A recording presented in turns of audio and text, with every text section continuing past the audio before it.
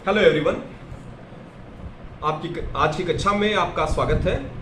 और आज जो टॉपिक हम डिस्कस करेंगे वह है संयुक्त राष्ट्र संघ अंतर्राष्ट्रीय संगठन। संयुक्त राष्ट्र संघ एक अंतर्राष्ट्रीय संगठन है और इसकी जिम्मेदारी है कि यह दुनिया में शांति स्थापना करे और अन्य रचनात्मक कार्य करे।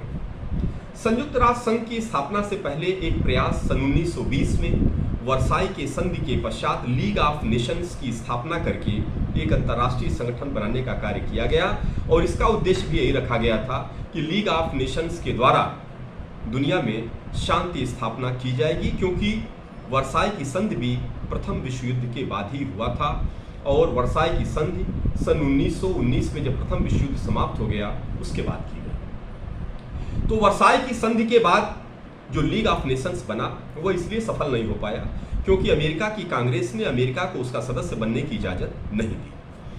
तो यही कारण था कि जो बीच में लड़ाइयाँ होती रहीं यूरोप के देशों के मध्य, उसमें कोई सार्थक भूमिका लीग ऑफ नेशंस निभा नहीं पाया क्योंकि एक इफेक्टिव संस्था के रूप में काम नहीं कर पाया।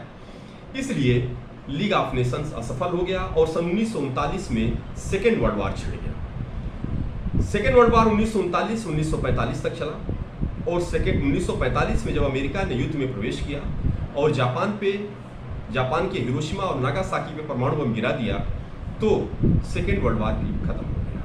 दोनों विश्व युद्ध, प्रथम विश्व युद्ध फिर अमेरिका ने जब प्रवेश किया तभी खत्म हुआ 1919 में, सेकेंड वर्ल्ड वार जब अमेरिका ने प्रवेश किया तभी खत्म हुआ सेकेंड वर्ल्ड वार। यानी कि आप यह मान के चलिए कि अमेरिका एक ऐसा देश है जो बहुत ही सक्षम, बहुत ही प्रभावशाली तरीके से अपनी भूमिका को निभाता रहा है। इसके पहले कि आगे बढ़े, आपको यह भी बता दें कि सन 1492 से पहले अमेरिका के बारे में नहीं जानते थे कोई लोग। तमाम यूरोपीय शक्तियां जो साम्राज्यवादी नीतियों का अनुसरण करती थीं, उपनिवेशवादी सत्ता का संचालन करती थीं, वह भी अमेरिका के बारे में नहीं जानती थी। स्पेनिश राजशाही ने एक इतालवी नाविक को, आप सब जानते हैं, 1492 में कोलंबस, उसने अमेरिका की धरती पर कदम रखा और उसने बताया कि यह एक नई दुनिया है, इसे नाम दिया नई दुनिया। हालांकि एक बाद में एक और यात्री गया, इतालवी यात्री अमेरिगो, जिसके नाम पर अमेरिका का नाम पड़ा, लेकिन अमेरिका को खोजने का श्रेय कोलंबस को है। उसके बाद, और कोलंबस निकला क्यों था? उसने एशिया के लिए पश्चिम का मार्ग खोजने के लिए निकला था और पश्चिम का मार्ग खोजते खोजते वो अमेरिका पहुंच गया था। उसके पश्चात यूरोपीय देशों में होड़ सी मच गई और सबने अमेरिका को अपनी कॉलोनी बनाई और एक लंबे समय तक अमेरिका का दोहन किया। खैर, सन 1945 में आते हैं, जब 1945 में अमेरिका ने युद्ध में प्रवेश किया सेकेंड वर्ल्ड वार में और जापान पे के हिरोशिमा और नागासाकी पर परमाणु बम गिराया, तो सेकेंड वर्ल्ड वार खत्म हुआ और इस बार शिद्दत से महसूस किया गया कि अब जरूरत है एक ऐसे ठोस कदम की और एक ऐसे ठोस अंतर्राष्ट्रीय संगठन बनाने के प्रयास की कि जिसके द्वारा दुनिया के समस्याओं का समाधान सार्थक तरीके से किया जा सके। परिणामतः 26 जून 1945 को सैन फ्रांसिस्को में सभी देशों ने, 50 देशों ने मिलकर एक समझौता किया और इस समझौते के परिणाम स्वरूप 24 अक्टूबर सन 1945 को संयुक्त राष्ट्र संघ की स्थापना हुई। जो संयुक्त राष्ट्र संघ की स्थापना है उसके संस्थापक सदस्य 51 थे।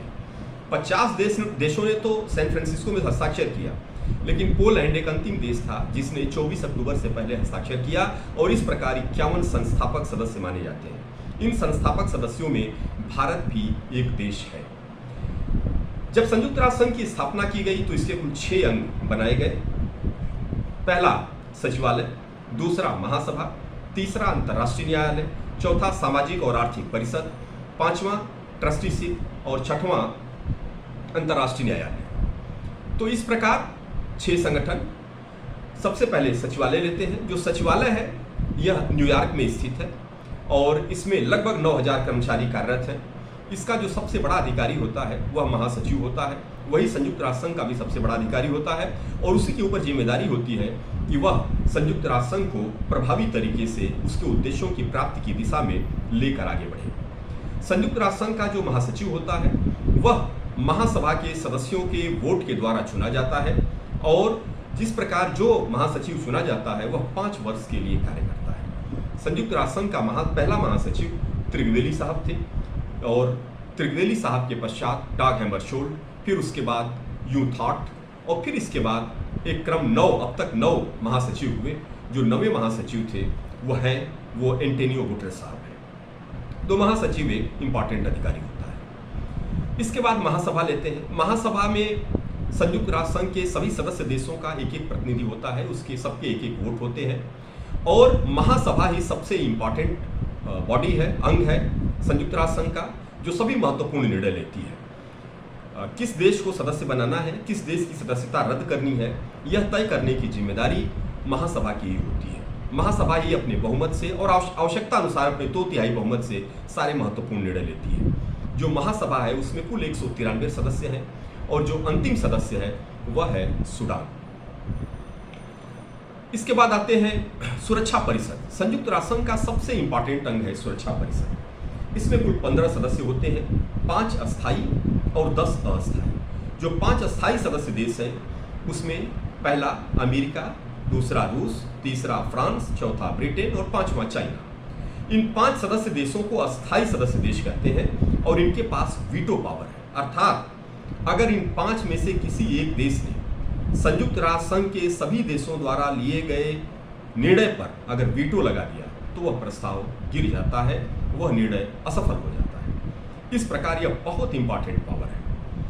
और बाकी जो 10 अस्थायी सदस्य होते हैं उनका कार्यकाल 2 वर्ष का होता है और हर 2 वर्ष के बाद यह पुनः ये सदस्य चुने जाते हैं। जो सुरक्षा परिषद है वो इस लिहाज से इतना इंपॉर्टेंट है कि इसके बहुत सारे पावर्स हैं और सुरक्षा परिषद के ऊपर ही दुनिया में विश्व शांति को बनाए रखने की जिम्मेदारी है। यहाँ यह बताते चले कि जब संयुक्त राष्ट्र संघ की स्थापना हुई थी तो इसके 51 देश थे, आज 193 देश हैं। तब संयुक्त राष्ट्र संघ में जो सुरक्षा परिषद के सदस्य थे वह 15 थे।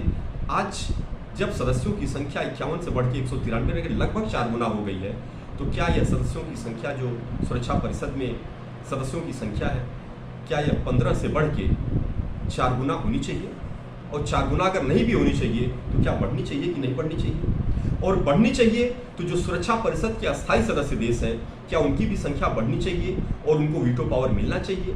अगर मिलना चाहिए तो क्या उसमें भारत की दावेदारी दुनिया के सभी देशों से सबसे अधिक है या नहीं है? तो है, क्योंकि भारत दुनिया की 4थी सबसे बड़ी अर्थव्यवस्था है, दुनिया का सबसे बड़ा आबादी वाला देश है, दुनिया का सबसे मजबूत लोकतंत्र है। तो इस प्रकार सारे आधारों पर भारत की दावेदारी सबसे मजबूत है। सुरक्षा परिषद तो मैंने बताया कि सुरक्षा परिषद की जिम्मेदारी है दुनिया में शांति स्थापना करने की। जो अगला अंग है संयुक्त राष्ट्र संघ का वह है अंतर्राष्ट्रीय न्यायालय। अंतर्राष्ट्रीय न्यायालय हेग में, हेग नामक शहर में अंतर्राष्ट्रीय न्यायालय है, नीदरलैंड, उसके हेग में अंतर्राष्ट्रीय न्यायालय है। अंतर्राष्ट्रीय न्यायालय में कुल 15 न्यायाधीश होते हैं और न्यायाधीशों का कार्यकाल 9 वर्ष का होता है। ये जो न्यायाधीश होते हैं इनमें इनके जो अधिकार और शक्तियां हैं वो 2 तरह की होती है। एक तो ऐच्छिक है, इसमें मुकदमे ऐच्छिक लाए जाते हैं, अगर दोनों देश सहमत हैं तो अपने विवाद के मुद्दे ले आते हैं और उनका समाधान उनकी सहमति के आधार पर यह न्यायालय करता है। और कुछ अनिवार्य क्षेत्र है जहां अंतर्राष्ट्रीय संधियों के आधार पर फैसले किए जाते हैं, वो मैंडेटरी होते हैं, उन्हें अनिवार्यता उनका पालन करना ही पड़ता है। तो अंतर्राष्ट्रीय न्यायालय हो गया। उसके बाद है सामाजिक और आर्थिक परिषद। सामाजिक और आर्थिक परिषद की जिम्मेदारी है कि दुनिया की तमाम उस समय जो सेकेंड वर्ल्ड वार के बाद जो नव स्वतंत्र देश थे जिनकी आर्थिक और सामाजिक स्थिति बहुत खराब थी, उनमें आर्थिक और सामाजिक पुनर्निर्माण का कार्य करना था और यह संस्था यही कार्य करती है। फिर एक अन्य संगठन है ट्रस्टीशिप, तो मतलब कि न्यास परिषद। जो न्यास परिषद है उसकी स्थापना इसलिए की गई थी कि सेकेंड वर्ल्ड वार के बाद जब विश्व युद्ध जब खत्म हो गया तो दुनिया में तमाम ऐसे क्षेत्र थे जिनके संचालन और जिसमें एक सरकार की स्थापना, एक स्थायी सरकार की स्थापना, एक देश के रूप में उसका निर्माण के संकट थे। तो अलग अलग राष्ट्रों को अलग अलग जिम्मेदारियां दी गई, लेकिन राष्ट्रों में आपस में विवाद था, इसलिए यह तय किया गया कि एक न्यास परिषद बनाया जाए और न्यास परिषद के माध्यम से उन क्षेत्रों का सेटलमेंट किया जाए। आपको बता दें आज के समय में अब कोई ऐसा क्षेत्र नहीं बचा है जहां इस तरह की विवाद की स्थिति हो, इसलिए यह प्रश्न उठाया जाता है कि क्या न्यास परिषद को समाप्त कर देना चाहिए, क्योंकि इसके पास अब कोई कार्य नहीं है। तो इस प्रकार हम लोगों ने संयुक्त राष्ट्र संघ के बारे में पढ़ा। संयुक्त राष्ट्र संघ एक अंतर्राष्ट्रीय संगठन के रूप में कार्य कर रहा है और ऐसी उम्मीद की जाती है कि आने वाले समय में जैसे आज राष्ट्र राज्य है, यह विश्व राज्य की के रूप में परिणित हो जाएगा। Thank you very much.